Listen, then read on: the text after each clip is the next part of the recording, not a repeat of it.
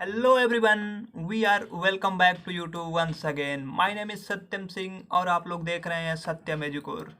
तो यार आज हम लोग ग्रुप नंबर 15 की कुछ प्रॉपर्टीज यानी कि कुछ गुणधर्म के बारे में, तो आइए एक एक करके कुछ देखते हैं। तो यार फर्स्ट ऑफ ऑल हम देखेंगे ग्रुप नंबर 15 में। आप लोगों को पता है यार, नाइट्रोजन, फास्फोरस, आर्सेनिक, एंटीमनी और बिस्मथ होता है। तो इसकी प्रवृत्ति जान लेते हैं कि ये कौन सा धातु होता है, कौन अधातु और कौन सा उपधातु होता है। तो यार हमने स्टार्टिंग में देखा था फर्स्ट लेक्चर में, लेकिन आइए एक बार ग्रुप वाइज हम लोग फिर से देखते हैं। तो इसमें यार नाइट्रोजन और फास्फोरस जो होता है अधातु होता है। आर्सेनिक एंटीमनी जो होता है उपधातु, उपधातु जिसमें अधातु और धातु दोनों का मिश्रण होता है। और जो सिंगल इसमें बिस्मथ जो होता है वो धातु होता है। यानी कि प्रवृत्ति के बारे में हम लोग जान लिए कि ये कौन धातु होता है, अधातु होता है और उपधातु होता है। आइए दूसरा हम उपस्थिति के बारे में जानते हैं। उपस्थिति मतलब कौन किस रूप में पाया जाता है नेचर में, प्रकृति में कौन किस अवस्था में एग्जिस्ट करता है यानी कि पाया जाता है। तो नाइट्रोजन जो होता है वो गैस होता है और N2 के फॉर्म में हमेशा पाया जाएगा। एक नाइट्रोजन एकदम सिंगल नहीं मिलेगा आपको हमेशा।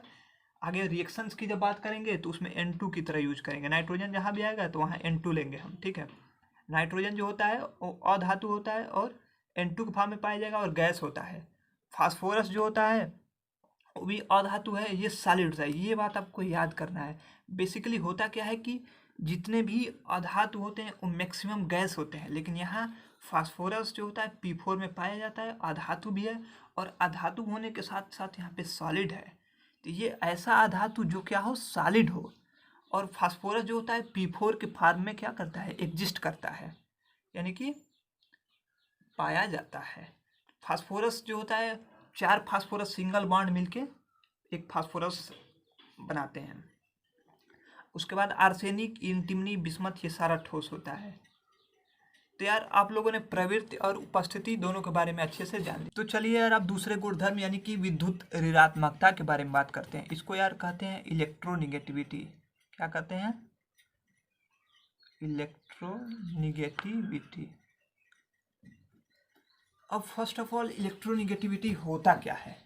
इलेक्ट्रोनिगेटिविटी यार, जैसे मान लीजिए कोई भी एटम क्या है, ए है और एक क्या है, बी है। दोनों ने मिलके सहसंयोजक बंध बनाया। एक एक इलेक्ट्रॉन देंगे, एक बंध बनाने के लिए एक ए का होगा और एक क्या होगा, बी का होगा। तो यार इलेक्ट्रोनिगेटिविटी जिसका ज़्यादा होगा, मान लीजिए बी जो है वो क्या है, ज़्यादा इलेक्ट्रोनिगेटिविटी है ए से।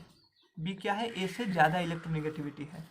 तो ये होता इसमें कुछ यूँ है कि ये जो बंध युग्म है, ये बी ज़्यादा इलेक्ट्रोनिगेटिविटी होगा तो क्या करेगा, अपने तरफ इस बंध युग्म को क्या कर लेगा, शिफ्ट कर लेगा। यानी कि पहले बीच में था, सहसंयोजक बंध बना था तो ये भी यूज करेंगे, ये भी, लेकिन इस बंध युग्म को ये अपने तरफ शिफ्ट कर लेगा। तो विद्युत ऋणात्मकता किसको कहेंगे? बंध युग्म को अपने तरफ खींचने की जो क्षमता होती है उसको क्या बोलते हैं, विद्युत ऋणात्मकता बोलते हैं। ये जो बंध बना था तो ज़्यादा इलेक्ट्रोनिगेटिविटी भी था, तो ये बंध युग्म को क्या कर रहा था, अपने तरफ आकर्षित कर ले रहा था। तो बंध युग्म को अपने तरफ आकर्षित करने की क्षमता जो होती है उसी को बोलते हैं विद्युत ऋणात्मकता। अगर इसकी बात करेंगे कि विद्युत ऋणात्मकता नाइट्रोजन, फास्फोरस, आर्सेनिक, एंटीमनी और बिस्मथ में किस तरह से बदलता है, तो हम जिसे जानते हैं कि ये डाउन द ग्रुप यानी कि वर्ग में जैसे जैसे हम नीचे जाते हैं तो विद्युत ऋणात्मकता जो होता है वो घटता जाता है। इसका रीजन क्या है विद्युत ऋणात्मकता घटने का? क्योंकि जो साइज होता है वो बढ़ता जाता है। साइज यानी कि त्रिज्या, त्रिज्या जो होता है वो बढ़ता जाता है। तो विद्युत ऋणात्मकता इसको हम E से प्रदर्शित करेंगे। इलेक्ट्रोनिगेटिविटी क्या होती है, बढ़ती जाती है। इसकी अगर वैल्यू की बात करें, यानी कि नाइट्रोजन, फास्फोरस, आर्सेनिक, एंटीमनी और बिस्मथ, तो नाइट्रोजन का जो होता है 3 होता है, फास्फोरस का जो होता है 2.1 होता है, आर्सेनिक का जो होता है 2 होता है और एंटीमनी का 1.9 और बिस्मथ का भी अप्रॉक्सीमेटली 1.9, यानी कि लगभग लगभग बराबर होता है। लेकिन एंटीमनी जो होता है डोमिनेट करता है। कुछ यूँ nitrogen, phosphorus, arsenic, antimony, bismuth. By the way ये वैल्यू याद नहीं करना है। ह्यूमन मनुष्य की जो मानव की जो टेंडेंसी होती है, जो देखता है उसको याद रहता है, इसलिए मैंने आपको ये वैल्यू लिख दिया। तो यार आप लोगों ने इलेक्ट्रोनिगेटिविटी आई थिंक समझ लिया होगा। कि किसका ज़्यादा होता है और किसका कम होता है। और क्यों होता है? क्योंकि त्रिज्या जो होता है वो बढ़ता जाता है, यानी कि साइज जो होता है, आकार डाउन द ग्रुप तत्वों का वो बढ़ता जाता है। इसलिए क्या होता है, विद्युत ऋणात्मकता अपने तरफ खींचने की जो टेंडेंसी होती है वो कम होती जाती है। तो नाइट्रोजन का अपने ग्रुप में क्या होता है, सबसे ज़्यादा विद्युत ऋणात्मकता। और विद्युत ऋणात्मकता का आप लोगों ने परिभाषा देखा है, बंद युग्म को अपने तरफ आकर्षित करने की क्षमता को विद्युत ऋणात्मकता कहते हैं। अब बात करेंगे आयनन ऊर्जा की। आयनन ऊर्जा या इसको बोलते हैं आयनन इंथैल्पी, यानी कि आयोनाइजेशन इंथैल्पी इसको इंग्लिश में बोलते हैं। इसका जो मात्रा होता है वो किलो जूल पर मोल होता है। अब आइए देखते हैं आयनन ऊर्जा होता क्या है। किसी भी गैसीय परमाणु से एक इलेक्ट्रॉन निकालने में जो ऊर्जा प्रदान किया जाता है उसी को हम आयनन ऊर्जा बोलते हैं। किसी भी गैसीय परमाणु से एक इलेक्ट्रॉन निकालने में जो हमको ऊर्जा प्रदान किया जाता है उसको हम आयनन ऊर्जा बोलते हैं। इसको रिप्रेजेंट करते हैं डेल्टा आई एच। तो आइए देखते हैं, जिससे हम सोडियम की बात करते हैं, ठीक है। तो इसमें 11 इलेक्ट्रॉन होता है। तो यहाँ पे क्या होगा, एक न्यूक्लियस होगा, फिर 2 इलेक्ट्रॉन होगा, और ये 8 इलेक्ट्रॉन होगा। और बाहरी कक्षा में क्या होगा, इसमें 2 इलेक्ट्रॉन, फिर इसमें 8 इलेक्ट्रॉन, और बाहरी में 1 इलेक्ट्रॉन क्या होगा, बाहरी कक्षा में बच जाएगा, ठीक है। तो सोडियम जो होता है 11 इलेक्ट्रॉन होते हैं। तो हमने परिभाषा क्या पढ़ा कि एक इलेक्ट्रॉन निकालने में जो ऊर्जा प्रदान किया जाता है उसी को हम आयनन ऊर्जा बोलते हैं। तो न्यूक्लियस जो होगा पूरी तरह से पॉजिटिव होगा, और ये क्या होगा, इलेक्ट्रॉन पे निगेटिव चार्ज होता है, यानी कि ऋणायन होता है। और न्यूक्लियस यानी कि नाभिक जो होता है वो धनायन होता है, ठीक है। तो एक इलेक्ट्रॉन ये बाहरी जो निकालते हैं किसी भी गैसियस परमाणु से, उसको निकालने में इसको जो ऊर्जा हमको देनी होगी ना, उसको हम बोलेंगे आयनन ऊर्जा। और मान लीजिए पहला, इसको बोल दीजिए 1 इलेक्ट्रॉन निकाल लिए, तो ये पहला आयनन ऊर्जा हो गया, ठीक। तो ये न्यूक्लियस और इस पे जो होगा आकर्षण, यानी कि ये नाभिक जो होता है धनायन होता है और ये इलेक्ट्रॉन ऋणायन होता है, ये दोनों क्या करेंगे, आकर्षक करेंगे, एक दूसरे से को आकर्षित करेंगे, यानी कि इस पे क्या होगा, आकर्षण बल लगेगा, ठीक है।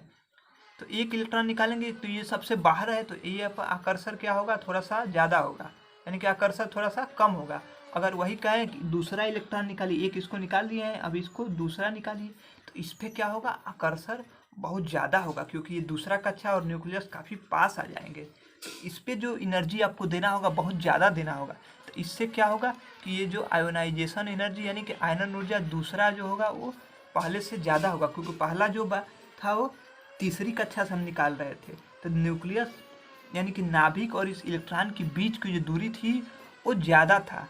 तो इसलिए जो ये नाभिक जो होता है वो क्या होता है, धनायन होता है, इलेक्ट्रॉन जो होता है ऋणायन होता है। तो दोनों के बीच की जो आकर्षण बल होता है ये थोड़ा सा कम लगेगा। लेकिन जब दूसरी कक्षा से ये इलेक्ट्रॉन निकालेंगे तो काफ़ी पास पास आएगा, तो इसका जो आकर्षण बल होगा ये काफ़ी ज़्यादा होगा।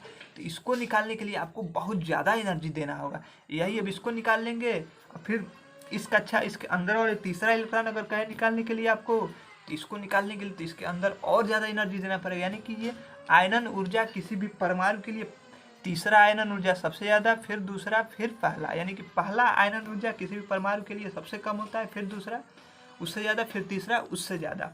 तो आयनन ऊर्जा क्या होता है आप लोगों ने जान लिए, ठीक है। बागडी प्रॉपर्टी की बात, तो चलिए यार अब त्रिज्या की बात करते हैं।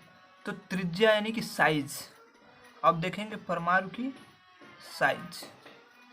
तो यार डाउन द ग्रुप जो होता है यानी कि वर्ग में आप ऊपर से जब नीचे आएंगे तो जो साइज होगा वो इंक्रीज करेगा।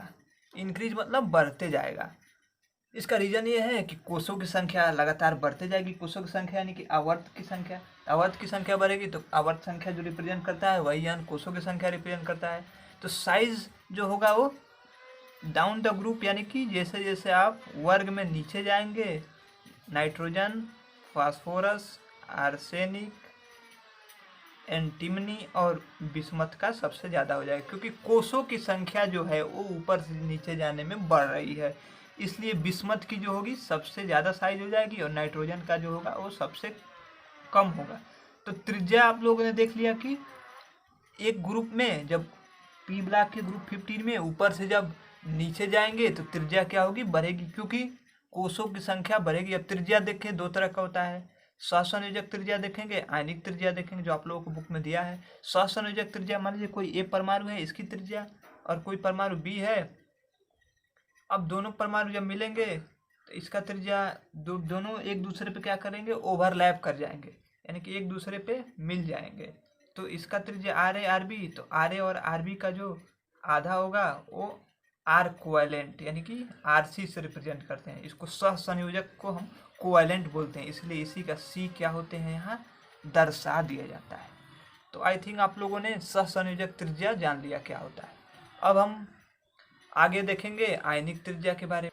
तो यार आयनिक त्रिज्या में देखते हैं कि केटायन की त्रिज्या होता है, ऋणायन का त्रिज्या होता है, यानी कि धनायन ऋणायन की जो त्रिज्या है, मान लीजिए कोई परमाणु ए है तो केटायन क्या होगा, उस पर धनायन यानी कि प्लस चार्ज आ जाएगा, इसकी त्रिज्या बताएंगे। फिर इसी पे अगर माइनस चार्ज आ जाएगा तब इसकी त्रिज्या बताएंगे। तो मान लीजिए कोई क्या है, ए परमाणु है, ठीक है, ये उसका नाभिक हो गया, और इसमें मान लीजिए क्या है, कुछ इलेक्ट्रॉन्स है, इसमें क्या है, कुछ इलेक्ट्रॉन्स दिए हुए हैं। नाभिक जो होता है वो धनात्मक होता है, और इसमें इलेक्ट्रॉन जो बाहरी जो कक्षा में होंगे या अंदर की कक्षा में जो भी इलेक्ट्रॉन होते हैं वो क्या होते हैं, ऋणायन यानी कि निगेटिव चार्ज होते हैं। तो ये नाभिक और ये इलेक्ट्रॉन जो होते हैं ये पॉजिटिव निगेटिव एक दूसरे को आकर्षित करते हैं। तो धनायन जब हो जाएगा, ये मान लीजिए ए है, अब ये धनायन जब होगा तो धनायन हो जाने का मतलब क्या होगा, एक इलेक्ट्रॉन ये अपना दे देगा, यानी कि ये शक्तिशाली हो गया, ये दे रहा, देने वाला है। और ऋणायन क्या होगा, जो ले लिया यानी कि माइनस हो गया, वो कर्ज में चला गया। तो इसका भी देख लेंगे कैसे। इसमें कितना था, 1 2 3 4 5 था, तो ये पॉजिटिव हो गया, तो इस पर कितना इलेक्ट्रॉन बच जाएगा, 4, और ये निगेटिव हो जाएगा तो इस पर एक इलेक्ट्रॉन और बढ़ जाएगा, 1 2 3 4 5 6। अब देखेंगे इन तीनों के साइजों के बारे में। तो साइज के बारे में आप लोग जान लीजिए फर्स्ट ऑफ ऑल कि जो ऋणायन होता है वो सबसे बड़ा होता है, फिर एटम होता है, और जो धनायन होता है वो सबसे छोटा होता है। तो इसको हम कहते हैं ऋणायन जो होता है वो सबसे बड़ा होता है, फिर परमाणु होता है, और फिर धनायन जो होता है वो सबसे छोटा होता है। अब इसका आइए रीजन जान लेते हैं कि क्यों ऋणायन सबसे बड़ा होता है, धनायन सबसे छोटा होता है, परमाणु जो उनके बीच का होता है इंटरमीडिएट फेज में। तो देखिए ये जो इलेक्ट्रॉन है तो एक दूसरे को क्या करेंगे, निगेटिव चार्ज है यानी कि नकारात्मक चार्ज, तो एक दूसरे को प्रतिकर्षित करेंगे। आइए नाभिक एक दूसरे को आकर्षित करेंगे, नाभिक और ये इलेक्ट्रॉन एक दूसरे को आकर्षित करेंगे। तो कितना देखिए, ये एक इलेक्ट्रॉन जब इसमें नाभिक जो है 1 2 3 4 5 इलेक्ट्रॉन को अपने तरफ आकर्षित कर रहा है, और इस इलेक्ट्रॉन पे 4 इलेक्ट्रॉन प्रतिकर्षित कर रहे हैं। और जब आप एक इलेक्ट्रॉन क्या करेंगे, निकाल देंगे, एक इलेक्ट्रॉन क्या करेंगे, कम हो गया आपका, यानी कि इस पे प्लस चार्ज आ जाएगा। तो अब क्या होगा, अब ये इसका अट्रैक्शन जो होगा वो 4 इलेक्ट्रॉन पे हो जाएगा। अब इस इलेक्ट्रॉन को पहले देखिए 1 2 3 4 इलेक्ट्रॉन मिलकर क्या कर रहे थे, रिपेल कर रहे थे, प्रतिकर्षित कर रहे थे। अब केवल 3 ही इलेक्ट्रॉन, आकर्षण क्या है, वही है, आकर्षण अभी भी इनके बीच का लगा रहेगा, लेकिन पहले 1 2 3 4 इलेक्ट्रॉन मिलके इस इलेक्ट्रॉन को प्रतिकर्षित कर रहे थे, और जब धनायन बन गया है तो 1 2 3 इलेक्ट्रॉन मिलके क्या करेंगे, इसको प्रतिकर्षित कर रहे हैं। तो प्रतिकर्षण बल यानी कि रिपल्सन फोर्स क्या हो जाएगा, कम हो जाएगा। अट्रैक्शन तो वही है, तो रिपल्सन क्या हो गया है, कम हो गया है, यानी कि रिपल्सन कम हो गया है तो साइज क्या हो जाएगा, छोटा हो जाएगा।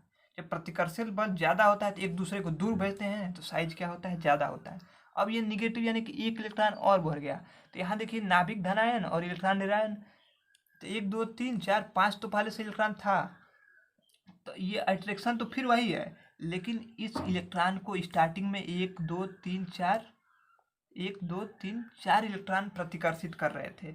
अब 1 2 3 4 5 5 इलेक्ट्रॉन मिलकर उसको प्रतिकर्षित करेंगे, तो प्रतिकर्षण बल जो होता है वो बहुत ज़्यादा हो जाएगा, तो इसलिए इलेक्ट्रॉन भागना चाहेगा, तो जिससे इसका साइज होता है वो बढ़ जाता है। तो यही पूरा कंसेप्ट है यार। तो सो आपको कंसेप्ट सारा समझ में आ गया होगा, या कुछ बेसिक प्रॉपर्टीज़ थी ये सब सारा आप लोग अच्छे से समझा होगा। सो यार वीडियो पसंद आए तो लाइक कीजिएगा, कमेंट कीजिएगा, और जहाँ आपको डाउट आए तो कमेंट करके भी बताइएगा कमेंट सेक्शन में कि यहाँ प्रॉब्लम हमको आ रही है। तो सो यार थैंक यू।